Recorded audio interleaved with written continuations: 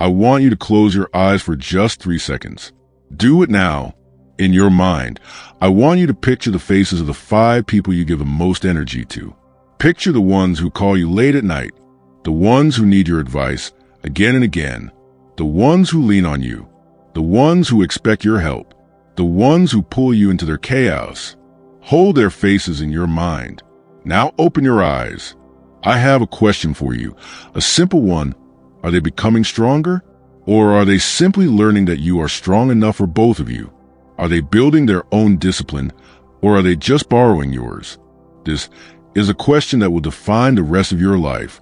The modern world will tell you that a good man is a man who saves everyone, a man who is always available, a man who sacrifices his peace for the problems of others. This is not philosophy. This is a trap. This is a cage built by a weak society that does not understand the first principle of true power. Your energy is your sovereignty. Your focus is your kingdom. And you cannot build a kingdom while constantly repairing the broken walls of everyone else's ruins. Today, I am not here to make you feel comfortable. I am not here to give you gentle wisdom. I am here to perform a surgery on your mind, to cut out a cancer of weakness, the cancer that makes you believe you must be the hero in every story except your own.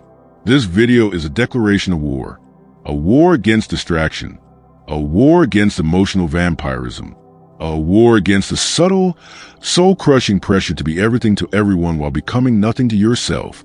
The philosophy we teach here, Stoicism, is a philosophy of emperors, of gladiators of the mind, of men who understood that power is not about controlling others. It is about controlling yourself so completely that you become an unstoppable force of nature. And the first, most brutal, most liberating rule of this philosophy is this: you must learn, with the clarity of a surgeon and the resolve of a Spartan, to identify the people you must never save, not because you are cruel, but because you are a craftsman. And a craftsman does not use a sacred, razor-sharp chisel to dig in the mud. He protects his tools. He protects his vision. And today, for the next hour, you will learn to protect yours. This is a full guide. We will go deep. We will use stories. We will use the words of the Stoic masters, Marcus Aurelius, Seneca, Epictetus. We will break down the psychology. We will look at examples from history. And by the end, you will have a map that leads you out of the swamp of other people's chaos and onto the solid, unshakable ground of your own purpose. If you are ready to build a mind that cannot be shaken, a focus that cannot be broken, and a life that is truly your own, then listen and do not look away. Before we name the 7, you must understand the ground upon which we stand. Stoicism is not a philosophy of inaction. It is a philosophy of right action. It is not a philosophy of coldness. It is a philosophy of right judgment. The entire system is built on a simple, profound distinction, dichotomy of control. What is within your control, your judgments, your actions, your desires, your aversions. What is not within your control, the actions of others, their opinions, their failures, their emotions, their chaos. To try and save someone who is firmly in the territory of not your control is more than foolish. It is a direct violation of nature's law. It is to scream at the ocean to be less wet. It is to beg the fire to be less hot. You are throwing your precious, limited life force into a bottomless pit. Marcus Aurelius, in the privacy of his tent while ruling a brutal empire, wrote these words to himself: "You have power over your mind, not outside events. Realize this, and you will find strength. Your strength is found in the fortress of your own mind, not in the shifting sands of other people's lives. Your primary duty, your only non-negotiable duty, is to cultivate virtue within yourself. Wisdom, courage, justice, temperance. Everything else is a secondary concern. To sacrifice your peace, your focus, your progress toward virtue on the altar of someone else's refusal to grow is not noble. It is a betrayal of your duty. It is self-sabotage dressed up as kindness. Remember this iron law as we proceed. Your compassion must be wiser than your heart. Your discernment must be sharper than your desire to help." 1. Ever save the person who refuses to bear the weight of their own life, the excuse architect. We begin with the most common and perhaps the most draining of all. I call them the excuse architects. These are the people who have built an entire identity, a whole personal history, out of why they cannot, why they have not, why they will not. Their story is a masterpiece of deflection. Listen to their language. I would have, but it's because of he made me, she caused. The system is my parents, my boss, my luck. They are collectors of blame. They are archaeologists of their own past, digging up new fossils of excuse every day. Epictetus, who was born a slave and owned nothing, not even his own body, understood power better than any king. He said, "It's not what happens to you, but how you react to it that matters." For the excuse architect, this sentence is an insult. Their entire life's work is to prove that their reaction is irrelevant because the event was too powerful. They are committed to being a leaf in the wind, and they resent you for being a tree with roots. Let me give you a real, raw example. Imagine two soldiers in ancient Rome. They are caught in a brutal ambush. Both are wounded. One soldier spends a night sharpening his sword, binding his wound, planning his next move. The other spends a night cursing the enemy for being unfair, the weather for being bad, his commander for sending him there. Which soldier do you want next to you at dawn? Which soldier has a future? The Stoic is the first soldier. He focuses on the sphere of his action. What can I do right now? The person you must not save is the second soldier. If you try to carry him, he will slow you down until the enemy finds you both. He will complain about how you're carrying him. He will blame you for the jostling. The Stoic response is not to abandon him in hate. It is to state the truth once, with clarity. Your wound is real. Your pain is real, but your weapon is in your hand. I will show you how to bind the wound. The rest is yours to do. If he refuses, you must march. Your duty is to the mission, your mission, which is your life. To stay is to die with him. This is not a metaphor. This is your daily life. That friend who is always about to start a business but never does because of the economy. The family member perpetually stuck in a bad job because of the evil boss. Your energy, your motivational speeches, your connections you offer. They are you trying to bind his wound while he refuses to pick up his sword. Stop. Your energy is not a renewable resource. It is the fire that keeps you alive. Do not let him use it as a campfire to warm himself while he complains about the cold. 2. Never save a professional victim. The pain performer. Now we go deeper into more dangerous psychological territory. This is not the person with excuses. This is the person who has turned their pain into their profession. Their suffering is not a problem to be solved. It is their product. Their trauma is their brand. They are the pain performers. They are always in a state of exquisite injury. They share their wounds not to heal, but to gather an audience. They speak of their abuse, their betrayals, their hardships with a kind of rehearsed gravity. They are collecting empathy like coins. Stoicism asks, what is the function of this? Marcus Aurelius wrote, the thing itself that distresses you is not what matters, but your capacity to bear it. The pain performer is obsessed with the thing itself. They polish it, present it, demand you acknowledge its terrible beauty. They have no interest in building their capacity to bear it.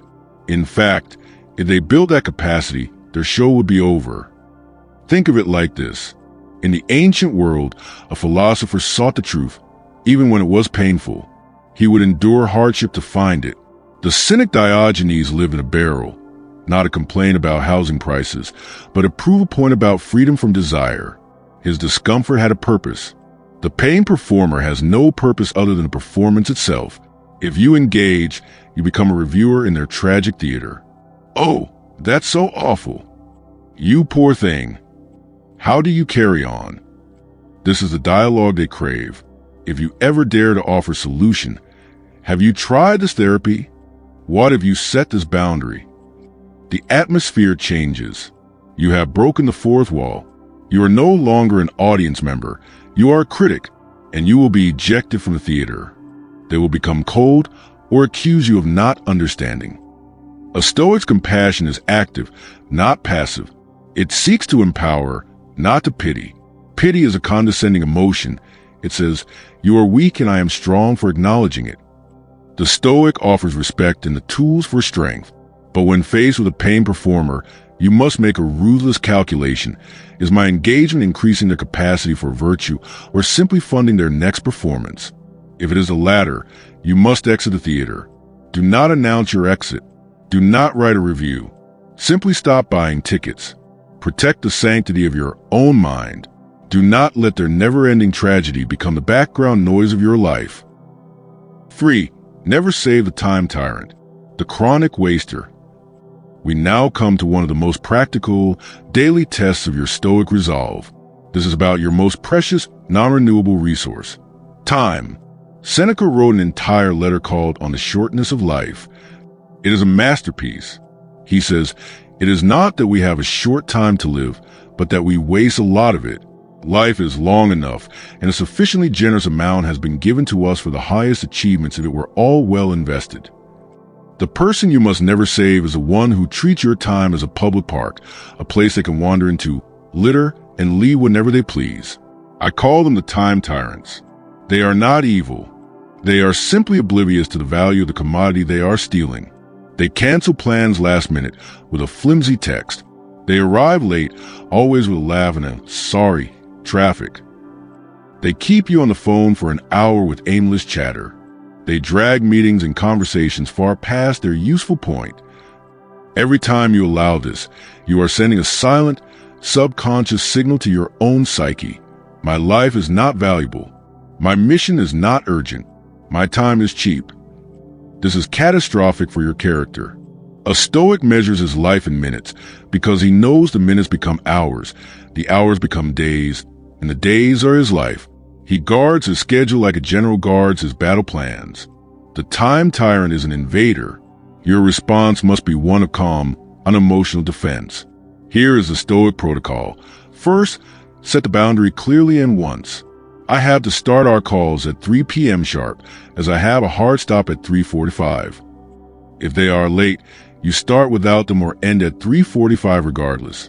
Second, after a clear pattern of disrespect, you enact the Stoic penalty. This is not anger. It is consequence. You simply make yourself less available. You do not offer the next slot in your calendar for a month. You respond to texts hours later. You are not playing a game. You are teaching a lesson in value. You are saying, through action, "You wasted the gold of my time. Access to that gold is now restricted." This is how you train the world to respect you. Not by shouting, but by calmly, consistently valuing what is yours. To try and save a time tyrant by constantly accommodating them is to teach them that your life has no weight. Stop the lesson. Let the consequence of your absence be their teacher. 4. Never save the person who mocks or resents your growth. As you walk the Stoic path, as you build discipline, read books, train your body, pursue your purpose, some people will not celebrate you. They will mock you. They will call you too serious, boring, or say you've changed. They will make jokes about your early mornings, your discipline, your refusal to engage in old, destructive habits. Here is the truth they are too afraid to speak. Your growth is a mirror, and they hate what they see. Your discipline highlights their laziness. Your progress highlights their stagnation. Their mockery is not criticism. It is the sound of their own insecurity. Marcus Aurelius commanded himself, "Waste no more time arguing about what a good man should be. Be one." A Stoic does not defend his growth. He does not explain his discipline. He demonstrates it. Let your results, your calm, your strength be the only reply.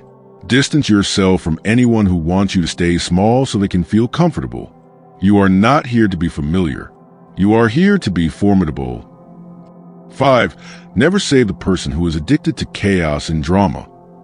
Some people are chaos magnets. Their life is a perpetual emergency. There's always a new crisis, a new enemy, a new fire to put out. They thrive on the adrenaline of disorder. They will call you with urgent problems that are, upon inspection, entirely of their own making.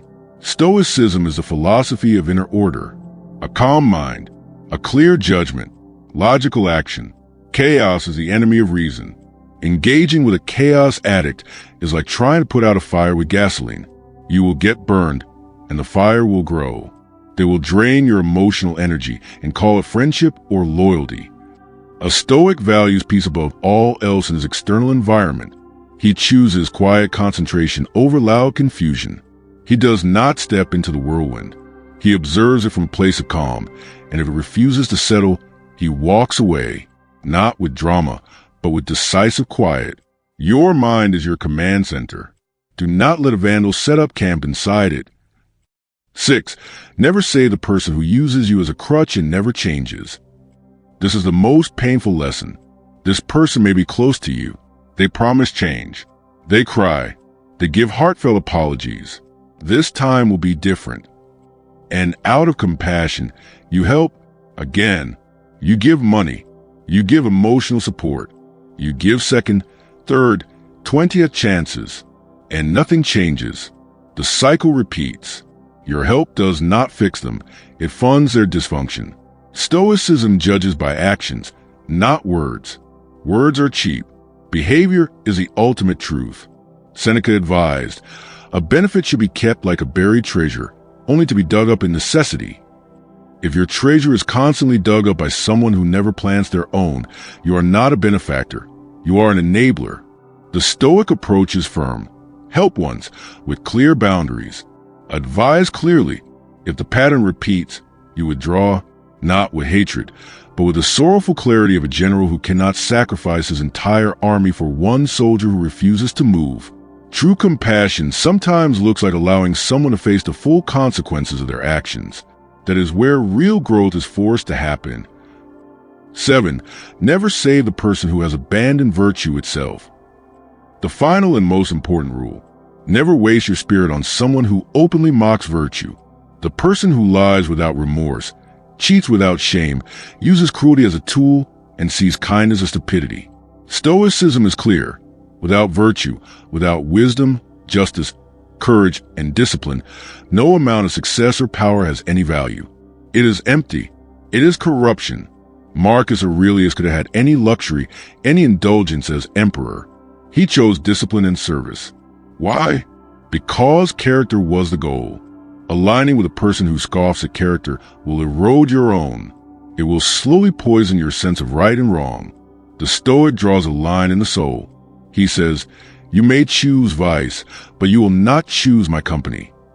He would rather stand in virtuous solitude than sit in a crowd of compromised souls. Protecting your character is your highest duty. No exception. Now you have the map. The 7.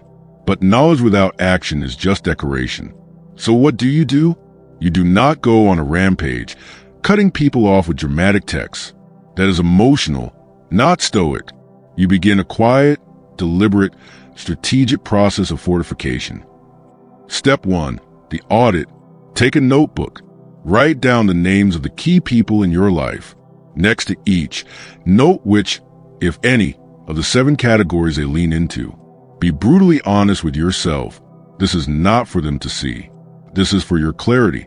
Step 2. The energy budget. You have 100 units of energy per day. How many units is each person costing you in stress, drama, pointless conversation, and emotional labor? Write the number. Seeing it in digits changes everything. Step 3. The strategic withdrawal. This is the action. For the excuse architect. Stop offering solutions. Just say, that sounds tough. What's your plan? And then be silent. For the time tyrant, enforce boundaries with calm consistency. For the drama furnace, become boring. Give one-word answers. Do not react. For the perpetual dependent, state your new boundary once, and then let their consequences be their teacher. Step 4. The reinvestment. Every unit of energy you reclaim, you immediately reinvest into your morning routine, into your workout, into the book you're reading, into your business plan, into silent reflection. This is the magic. You are not creating a vacuum. You are redirecting a river to power your own mill. When you do this, a transformation occurs that is deeper than just having more free time. You are rewiring your nervous system. You are teaching your subconscious that you are the priority, that your mission is sacred, that your peace is the foundation of your power. This is the essence of the Stoic concept of hegemonikon, the ruling faculty of the mind. You are taking command of it. People will feel the change. They will sense a new gravity around you, a calm, unshakable strength. Some will be drawn to it. Those are your new allies, your fellow travelers on the path of virtue. Others will be repelled. They will fall away naturally. Let them. The universe is sorting your circle for you. You will feel pangs of guilt. This is the old programming, the weak voice that says, you should be fixing them. When that voice speaks, answer with the words of Epictetus. I am not responsible for what others do with their share of reason. I am only responsible for my own. Your guilt is not a sign you are wrong. It is a death rattle of your old, weak self. So let me leave you with this final vision. Picture yourself 1 year from today. You have consistently applied these 7 laws. You have become the guardian of your time, the architect of your focus, the unshakable master of your own mind. How do you move? With purpose, not haste. How do you speak? With clarity, not noise. How do you decide? With calm judgment, not reactive emotion. You are not drained at the end of the day. You are fulfilled. You are not pulled in 10 directions. You are marching steadily in one, yours. This is not a fantasy. This is a predictable result of applying Stoic physics to your human relationships. For every action of protecting your energy, there is an equal and opposite reaction of increased power, clarity, and peace. You now have the knowledge. The hidden lessons have been revealed. The responsibility is on your shoulders. Will you continue to be a crumbling wall that everyone leans on? Or will you become the impregnable fortress for within which you launch a life of incredible meaning and impact? The choice is yours. The philosophy is here. Subscribe to Stoicism Philosophy Wisdom, because this is just the beginning. We are building an army of disciplined minds here, an army of men who cannot be shaken. Hit the notification bell. The next lesson is always coming. Now go. Look at your list. Choose one person. Begin the strategic withdrawal today, not with anger, with the quiet, determined resolve of a man who has finally decided to build his own cathedral. Stand firm in your judgment. Guard your hours like gold. Walk your path alone if you must, but walk it with virtue. This is the way out.